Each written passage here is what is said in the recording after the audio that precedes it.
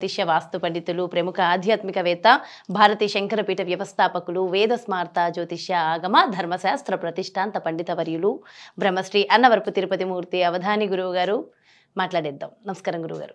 ఓం శ్రీ మహాగణాధిపతయే నమః. అరుణాచలేశ్వరాయ నమః.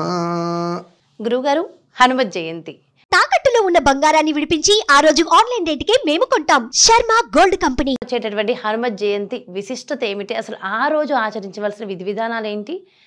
అంటే ఈ జయంతి రోజు హనుమంతుడికి ఎక్కువగా అంటే పుట్టినరోజు నాడు స్పెషల్గా ఏమైనా చేస్తే ఇష్టం కదా, మరి అలా ఏది చేస్తే ఆయన ఎక్కువ ఆనందిస్తారంటారు?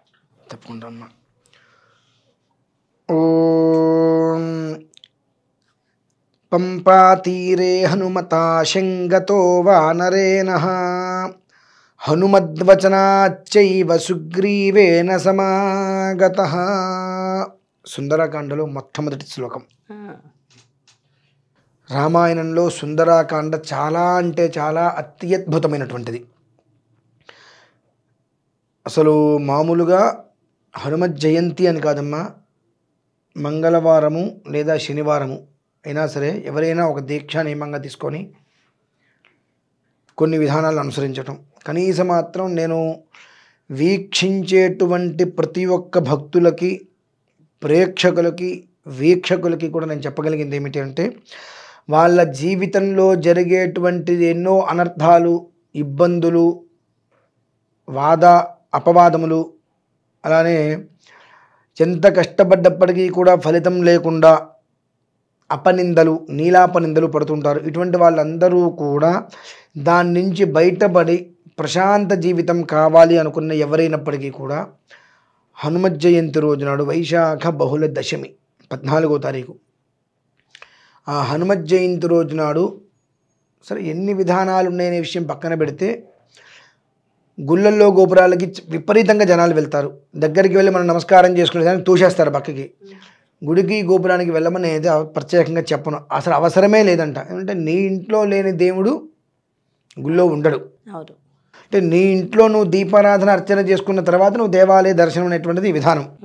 కాబట్టి నీ ఇంట్లో చేసుకొని దేవాలయానికి వెళ్ళొద్దని నేను చెప్పను. కాకపోతే ఏంటంటే మనం దర్శనం చేసుకొని నమస్కారం చేసుకొని కళ్ళతోటి ప్రశాంతంగా చూసేటువంటి స్థితి ఆ రోజు ఉండదు.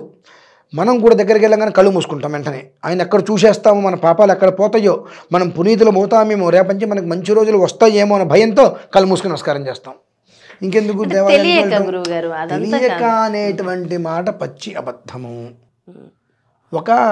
కొన్ని ఆలయాల్లో మాత్రం ప్రత్యేకించి కళ్ళు తెరవండి, కళ్ళు ముయ్యకండి అని చెప్తారు. అది ఆలయానికి మాత్రమే పరిమితం అని అనుకుంటారు. కాదు, ప్రతి ఆలయంలోనూ భగవంతుణ్ణి ఒక్క క్షణం పరిపూర్ణంగా, ఇప్పుడు కెమెరా లాంటిదండి, కెమెరా లెన్స్ చక్కగా క్లియర్గా చూసి నొక్కుతాయి, అది బంధించేస్తుంది. అలానే స్వామివారిని చక్కగా పరిపూర్ణంగా చూసి కళ్ళు మూసుకుంటే ఆ రూపం మనకు లోపల అచ్చుపడిపోతుంది. అది కావాలి. దగ్గరికి రాగానే ఏడుకొండలవాడ వెంకటరమణ అంటే ఈ లోపే దోషేస్తాడు, అంతే, ఉపయోగం లేదు. సో అలా కాకుండా ప్రతి ఒక్క మనిషి చక్కగా ఆ రోజు ఇంత విగ్రహమైన ఆంజనేయ స్వామి వారిది తెచ్చుకొని బెల్లము ఉదకం అంటే నీళ్ళల్లో బెల్లము కలిపి అందులో మిరియాల పొడి వేసి ఇలాచీ వేసి పానకం చేసుకొని చక్కగా త్వమస్మిన్ కార్య నిర్యోగే ప్రమాణం హరిసత్తమా హనుమాను యత్నమాస్తాయ దుఃఖక్షయకరో భవ. దుఃఖము అనేటువంటిది జీవితంలో ఇక నాకు ఉండద్దు అనేటువంటిది శ్లోకం పూర్వార్థం. ఆ శ్లోకంతో చక్కగా స్వామివారికి ఆ ఒక్క పానకంతో అభిషేకం, ఎవరితోటి పని లేదు. చిన్న విగ్రహం పెట్టుకోండి, లేదా రాముడికి అనుజుడే కదా, అనుజుడు కాబట్టి రామానుజాయ నమః, హనుమతే నమః. ఆంజనేయ స్వామి వారికి సంబంధించింది ఇది ఒకటి. లేదా మనోజవం మారుతతుల్య వేగం జితేంద్రియం బుద్ధిమతాం వరిష్టం వాతాత్మజం వానరయోధముఖ్యం శ్రీరామదూతం శరణం ప్రపద్యే శ్రీరామదూతం శిరసా నమామి. ఆంజనేయ స్వామి వారికి సంబంధించింది ఏదైనా, లేదా హనుమాన్ చాలీసా ఇదైనా, ఇక లేదు సుందరకాండ ఎంఎస్ రామారావు గారిది ఉంది, అది పెట్టుకొనైనా సరే చక్కగా అభిషేకం చేసుకోవడం. ఇవన్నీ కాదు అని అంటే నేను మన్యు సూక్తం అనేటువంటిది ఒక 3 నిమిషాల వరకు ఉంటుంది, నేను పారాయణ చేసి ఇమ్మంటే రికార్డు ఇస్తా, అది పెట్టుకొనైనా సరే స్వామివారికి చక్కగా అభిషేకం చేసుకొని తర్వాత శుభ్రంగా నీళ్లతోటి కడిగి స్వామివారికి సింధూరం బొట్టు పెట్టి అరటిపళ్ళు స్వామివారికి నివేదన పెట్టి 9 సార్లు అక్కడ కూర్చొని హనుమాన్ చాలీసా పారాయణ చేసుకోగలిగితే నిజంగా భూత ప్రేత పిశాచ బద్ధ బ్రహ్మరాక్షస యక్ష యమదూత శాకిని ఢాకిని హాకిని సర్ప శ్వాపద తస్కర జ్వరాది ఉపద్రవాలన్నీ కూడా నిర్వీర్యమైపోతాయమ్మా. ఎందువల్లనంటే ఆయన లంకలోకి వెళ్ళేటువంటి సమయంలో ఆయన ఒక పాదఘట్టానికి పర్వతం మొత్తం కూడా భిన్నమైపోతే గుహల్లో దాక్కున్నటువంటి భూతాలన్నీ కూడా భయపడి పరిగెత్తినాయి నాయనో అని చెప్పి.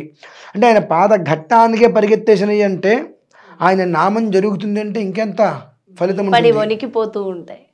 అంటే ఏదో ఎన్నో ఎక్కడికో వెళ్ళేదో చేయక్కర్లా, ఆ ఇంట్లో ఆ రోజునాడు చక్కగా ఆంజనేయ స్వామి వారికి చేయవలసింది చేసుకొని ప్రతిరోజు కనీసం ఒక్కసారి సుందరకాండ పారాయణ మీరు చేసుకోవటం కష్టం. ఎంఎస్ రామారావు గారితో చక్కగా ఒక్కసారి 1 గంట 40 నిమిషాలు, 1 గంట 50 నిమిషాలు ఉంటుంది. ఏ పని చేసుకుంటున్నా వినగలిగితే ఒక 28 రోజులు పెట్టుకొని వినగలిగితే సుఖజీవితం అయితే మాత్రం ప్రతి ఒక్క మనిషి ఇంటి తలుపు కొడుతుందమ్మా. ఎందువల్లనంటే హనుమత్ జయంతి అంటే హనుమంతుడు అంటే అందరికీ చాలామందికి ఇష్టం, చాలామందికి ఆ ఏముంది అనేటువంటిది కూడా ఉంటుంది. కానీ మనం చిన్నపిల్లలకి అమ్మ భయం వేస్తుందంటే శ్రీ ఆంజనేయ ప్రసన్నాంజనేయం అనుకో ధైర్యం వస్తుందని చెప్పి చెప్తాం. ప్రతి మనిషికి కూడా ధైర్యాన్ని సమూలంగా ఇచ్చేటువంటిది ఆయన మాత్రమే. ఆయన రూపం అనేటువంటిది రాముడు వారికే చూడటానికి సాధ్యం కాల. ఆయన విశ్వరూపం ప్రదర్శన చేస్తే ఏమయ్యా హనుమ అంటే ఇది నా సగం రూపమే అన్నట్టు. ఆయన కొండంతగా తన దేహాన్ని పెంచి చేస్తున్నప్పుడు ఇటు రాముడు వారు అలా చూస్తే రామా ఇది కేవలం కూడా క్షత్రియులు భయపడటానికి నాలో ఒక భాగమే ఇది దీని గురించి పట్టించుకోవద్దన్నట్టుగా మాట్లాడారు. అంటే మరి ఎంతటి భయానకమైనటువంటి రూపము అంటే ఆ రూపాన్ని చూసే రాక్షసులు గజగజ వణికిపోయారు అంటే మనం ఆలోచించుకోవచ్చు. అంతటి అద్భుతమైనటువంటి యోగము కాబట్టి ఆ రోజునాడు ప్రతి ఒక్క మనిషి ఇంట్లో ఆ ఒక్క స్వామివారికి త్వమస్మిన్ కార్య నిర్యోగే ప్రమాణం హరిసత్తమా హనుమాను యత్నమాస్తాయ దుఃఖ క్షయకరో భవ.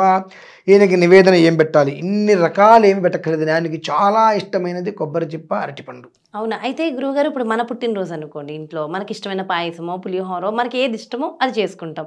అలా హనుమంతుడికి అప్పాలు వడలు ఇలాంటివి ప్రీతికరం అంటారు, వాటిలో ఎక్కువ ప్రీతికరం ఆయనకి చాలా ఇష్టమైనటువంటిది నారికేలం అంటే కొబ్బరి అరటిపండు. అరటిపండుకు చాలా ప్రీతి అవుతాడు ఆయన. మితిమీరిన ఇష్టం అరటిపండు. అప్పాల మాల అవన్నీ వేస్తారు, అది కాదని అట్లా దాని విధానం వేరు. కానీ ఆయనకి బాగా ఇష్టమైనది ప్రాణమైనటువంటిది అరటిపండు. ఓకే. అయితే ఇందులో కూడా అంటే ఆయన పుట్టినరోజు నాడు ఆయనను పూజించి మనం మనుషులం అందులోని కలియుగంలో ఉన్నాం కాబట్టి ఖచ్చితంగా మన కోరికలే కోరుకుంటాం. అంతే. ఒక్కొక్క మనిషికి ఒక్కొక్క కోరిక ఉంటుంది. కొంతమందికి ధనం కావాలని, కొంతమందికి ఆరోగ్యం కావాలని, అలా అంటే ఎలాంటి కోరిక ఉన్న వాళ్ళు ఎలాంటి నైవేద్యం పెట్టాలని ఏమైనా ఉంటుందంటారా? ప్రతి ఒక్క మనిషికి చెబుతాను, ఏదైనా దైవారాధన చేసేటప్పుడు ఏ కోరిక అయితే కోరికను మనం ఆరాధన చేస్తామో ఖచ్చితంగా ఆ కోరిక నెరవేరదు. అంతేనండి. అంతేనంటారా? కోరిక లేనటువంటి పూజ చెయ్యి, పరమేశ్వరముద్దిశ్య పరమేశ్వర ప్రీత్యర్థం చెయ్యి. నీకు ఏది కావాలో ఆయనకి తెలుసు, ఆయన తీరుస్తాడు. నువ్వు అడిగితే ఒకటి, ఆయన ఇస్తే అనేకం. నువ్వు ఎందుకు అడగాలి అసలు? అంటే నీకు అవసరం ఉంది కాబట్టి, నీకు కష్టం వచ్చింది కాబట్టి ఆయన నీకు కనిపించాడు ఇవాళ. అంతే కదా.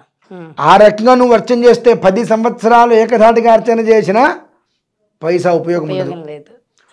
మనస్ఫూర్తిగా కోరిక ఏమీ లేకుండా ఆయన స్వామి నీకు అర్చన చేసుకునే భాగ్యం నాకు కలిగింది, ఇలాంటి భాగ్యాన్ని నాకు కలిగించు తండ్రి అని అనుకో, చాలా సంతోషం. నీ యొక్క జీవితానికి ఆయన తోడుగా నీడగా నిలుస్తాడు. అంతే తప్ప ఈ నైవేద్యానికి ఈ కోరిక పెట్టుకోండి, ఈ కోరిక ఉంటే ఏ నైవేద్యం పెట్టుకోండి అంటే అనవసరంగా డబ్బు ఖర్చు పెట్టి వృధా చేసుకొని పాపాలని దోషాలని కొనుక్కోవటం మినహాయిస్తే ఎలాంటి ఉపయోగము లేదు.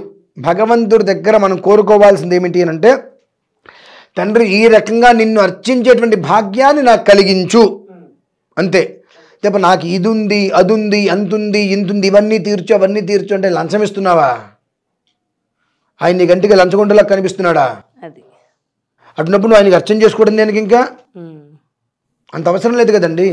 2 భగవదారాధన అనేటువంటిది చాలా గోప్యంగా చేయాలి. అవును, అందున ఆయన పుట్టినరోజుని మనం సెలబ్రేట్ చేసుకుంటున్నాం. పుట్టినరోజు లేదు, ఇంకోటి లేదు. మనకు సంవత్సరానికి ఆయనకి రేపటి, మళ్ళీ వాళ్ళకి రేపు మనకు సంవత్సరం. అవును, వాళ్ళకి రేపు మనకు సంవత్సరం, అంతే తేడా. అంటే ప్రతిరోజు వాళ్ళకి విధానమే, అందులో సమస్య ఏమీ లేదు. అది దాని గురించి ఆలోచించవలసిన అవసరం అసలు లేదు. దేవాలయంలో నిత్య కళ్యాణం ఎందుకు చేస్తూ ఉంటారు? మనకు ఒక సంవత్సరం, వాళ్ళకి రేపు, అది దృష్టిలో పెట్టుకొని మనం ప్రతిరోజు చేస్తూ ఉంటున్నాం. వాళ్ళకి రేపుగా, ఏ రోజుగా ఆ రోజు వాళ్ళకి రేపుగా భావించి మనం చేస్తున్నాం అక్కడ. అంతే తప్ప ఏది కూడా భగవద్ ఆరాధనలో నాకు ఈ కోరిక కావాలని కోరుకుంటే ఖచ్చితంగా అది తీరద్దు, అంతే. చాలా చాలా చాలా బాగా వివరించారు గురువుగారు. Thank you so much. నమస్తే. సో చూసారు కదండి, హనుమత్ జయంతి. మరి హనుమత్ జయంతి సందర్భంగా హనుమంతుడిని ఏ విధంగా పూజించాలి, హనుమత్ ప్రీత్యర్థం మనం ఆచరించవలసిన విధి విధానాలు ఏంటి, ఆయనకి ఇష్టమైనటువంటి నైవేద్యం ఏమిటి. సో ఇదంతా కూడా ఎంతో చక్కగా డీటెయిల్డ్గా ప్రతి ఒక్కరికి అర్థమయ్యే రీతిలో ఎంతో చక్కగా వివరించారు కదా గురువుగారు. మరో చక్కటి కార్యక్రమంతో మళ్ళీ మీ ముందుకు వచ్చేస్తాను. నమస్కారం.